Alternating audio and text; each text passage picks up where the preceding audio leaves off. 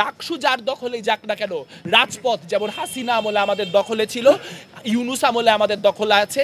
আজ 7 তারিখে প্রচারণার শেষ দিন। বাংলাদেশে যখন আমরা দেখতে পাই যে একটার পর একটা মাজার ভাঙা হয়, নির্বাচন কমিশনার বলতে যা আছে তাদেরকে আপনারা কিছু ললিপপ গিফট করতে পারেন 9 তারিখে। আপনারা যাকে খুশি তাকে ভোট দিন, কিন্তু 9 তারিখ প্লিজ প্লিজ ভোট দিতে আসুন। কারা এখানে অ্যাডভোকেট আলিফের মৃত্যুর পর জগন্নাথ হলের পাশ দিয়ে যাইতে যাইতে এই স্লোগান দিয়ে গেছে, দিল্লি যাদের মামা বাড়ি বাংলা ছাড়ো তাড়াতাড়ি। আমার সহযোদ্ধারা গত 5 দিন আমার অবর্তমানে আমার হয়ে যেই লড়াই করে গিয়েছেন, যেভাবে শেষ মানুষটি পর্যন্ত তাদের যে প্রচারণা, সেই প্রচারণা পৌঁছে দিয়েছেন, সেই জায়গা থেকে একটি কৃতজ্ঞতার জায়গা থেকে, সহযোদ্ধার যেই জায়গা সেই জায়গা থেকে আজ আমি উপস্থিত হয়েছি তাদের প্রতি কৃতজ্ঞতা জানাতে।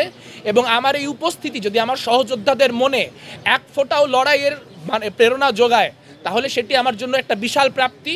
অনেক ধরনের সমালোচনা খুব নিয়মিতই হয়, সমালোচনাতে ভেঙে পড়ার বা আহত হওয়ার কোনো রকম জায়গা নেই। তবে যেই সমালোচনাটি খুবই হাস্যকর লাগলো সেটি হচ্ছে যে আসলে নির্বাচনী মাঠে এরকম একটি সময় আমি থাকছি না, কারণ হচ্ছে আমার আমি ইচ্ছাকৃতভাবেই থাকছি না বা পরাজয় মেনে নিয়ে থাকছি না। আমরা হচ্ছে সেই মানুষ যারা বারবার ডাক্তারের পরামর্শ উপেক্ষা করে রাজপথে ফিরে ফিরে এসেছি। আমরা সেই মানুষ যারা বারবার করে নিজেদের জীবনকে উপেক্ষা করে এই রাজপথে এসে সামিল হয়েছি। আজ লড়াইয়ের শেষ দিন, একরকম 7 তারিখে প্রচারণার শেষ দিন। আমাদের যে সহযোদ্ধারা, প্রতিরোধ পর্ষদের যে সহযোদ্ধারা, তাদের প্রতি একটা কথাই বলতে চাই যে 9 তারিখে নির্বাচনের ফলাফল যাই হোক, আমরা ইতিমধ্যে জিতে গিয়েছি। বাংলাদেশে যখন আমরা দেখতে পাই যে একটার পর একটা মাজার ভাঙা হয়, যখন আমরা দেখতে পাই যে মৃত মানুষের লাশ কবর থেকে তুলে পুড়িয়ে দেওয়া হয়, যখন আমরা দেখতে পাই একটার পর একটা মব আক্রমণ হয়, যখন আমরা দেখতে পাই একটার পর একটা মোরাল পুলিশিং হয়, তখন আমাদের উপস্থিতির কারণে আজকে প্রতিক্রিয়াশীলতম গোষ্ঠীগুলিকেও বলতে হচ্ছে যে ঢাকা বিশ্ববিদ্যালয় ক্যাম্পাসে রাত 12টা পর্যন্ত মেয়েদের হল ওপেন রাখতে হবে। সবথেকে প্রতিক্রিয়াশীলতম গোষ্ঠীকেও বলতে হচ্ছে ঢাকা বিশ্ববিদ্যালয়ে আর ধর্মকেন্দ্রিক যে বিভাজন, সেই বিভাজন চলবে না।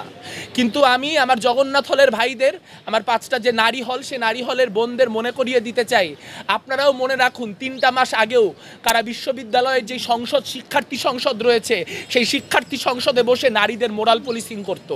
আপনারা মনে রাখুন কারা এখানে অ্যাডভোকেট আলিফের মৃত্যুর পর জগন্নাথ হলের পাশ দিয়ে যাইতে যাইতে এই স্লোগান দিয়ে গেছে, দিল্লি যাদের মামা বাড়ি বাংলা ছাড়ো তাড়াতাড়ি। আপনারা সেই দুঃখ, সেই গ্লানি, সেই যন্ত্রণাকে মনে রাখুন। আপনারা যাকে খুশি তাকে ভোট দিন, কিন্তু 9 তারিখ প্লিজ প্লিজ ভোট দিতে আসুন। আপনারা ভোট দিতে আসলে গোটা ইকুয়েশন বদলায় যাবে। এখানে যত সমীকরণ হচ্ছে, এই সমীকরণগুলা কিচ্ছু দাঁড়াবে না। এখানে স্বাধীনতা বিরোধীরা একটা পোস্টেও জিতে আসতে পারবে না। আর ভোটারদের প্রতি একটাই আহ্বান জানাবো, যারা আমাকে ভোট দিবেন না তারা তো আমাকে ভোট দিবেন না, তাদেরকে নতুন করে বলার কিছু নাই।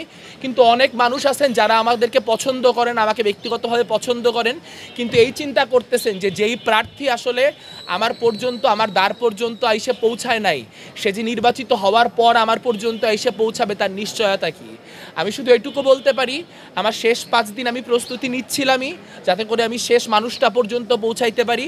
শেষ যেই শিক্ষার্থীটা, সেই শিক্ষার্থীটা পর্যন্ত আমার যে রিচ, সেই রিচটা করতে পারি। কিন্তু আমার শারীরিক অসক্ষমতার কারণে আমি সেটা পারি নাই। আমি সেই ব্যর্থতার দায় মাথা পেতে নিচ্ছি।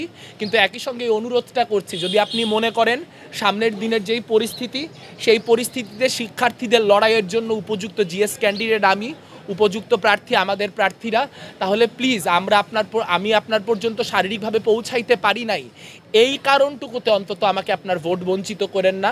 যদি মনে করেন আমি যোগ্য প্রার্থী, তাহলে অন্তত এই গ্রেসটুকু আমাকে দিন। আমি সামনের দিনে জিতি আর হারি, আপনাদের পর্যন্ত, এই বিশ্ববিদ্যালয়ের 40,000 শিক্ষার্থী পর্যন্ত জনে জনে পৌঁছানোর যেই দায়, সেই অঙ্গীকার, সেই ওয়াদা আমি এখানে বসে করলাম। এই প্রতিকূল পরিস্থিতিতে যেখানে টাকার এইরকম খেলা, মাসেল পাওয়ারের এইরকম খেলা, আন্তর্জাতিক মিডিয়া দিয়ে মানুষজনকে প্রমোট করা হচ্ছে, বিভিন্ন রকম কারসাজি করা হচ্ছে, বড় বড় রাজনৈতিক দল ইনভলভড হয়ে গেছে, সেই জায়গায় দাঁড়িয়ে আপনারা আপনাদের নৈতিক সততা দিয়ে যে লড়াইটি লড়লেন, সেই লড়াইয়ের ফলাফল 9 তারিখে কি হবে জানি না, কিন্তু সেটা শুধু ঢাকা বিশ্ববিদ্যালয়ের বিষয় না, সারা দেশ আপনাদের দিকে তাকায় আছে, সারা দেশ দেখছে আমরা কি অনেস্ট ফাইটটা করছি। এবং মানুষ যখন লড়ে, সে লড়াইয়ের ফল সে পায়, আজ হোক কাল হোক। ওই কথাটাই বলতে চাই যে 9 তারিখে আমরা আশ্বাস রাখি, এখন আমরা বিশ্বাস রাখি যে আমরা বিজয়ী হব। কিন্তু আমরা বিজয়ী হই, পরাজিত হই, আমরা বিশ্বাস করি যে আমরা যেরকম ছিলাম রাজপথে আমরা ঠিক সেরকমভাবে প্রতিরোধের শক্তি হয়ে রাজপথেই থাকব এবং যে ডাকসু যার দখলেই যাক না কেন রাজপথ যেমন হাসিনা আমলে আমাদের দখলে ছিল, ইউনূস আমলে আমাদের দখলে আছে, এই রাজপথ আমাদের রক্তে রঞ্জিত, এই রাজপথ আমাদেরই দখলে থাকবে। নির্বাচন কমিশনার বলতে যা আছে তাদেরকে আপনারা কিছু ললিপপ গিফট করতে পারেন 9 তারিখে। তারা আসলে ললিপপ এবং লেবন জুস নিয়ে বসে থাকতে পারেন, তাদের দ্বারা কোনো কাজই হবে না। যেটুকু যা আদায় করার জনগণের আদায় করে নিতে হবে। 9 তারিখ যদি শিক্ষার্থীরা বুঝতে পারেন তাদের দাবি দেওয়ার জায়গাটি, তাহলে এগুলা বন্ধ করার জন্য তাদেরকে মাঠে থাকতে হবে, 9 তারিখ ভোট দিতে আসতে হবে।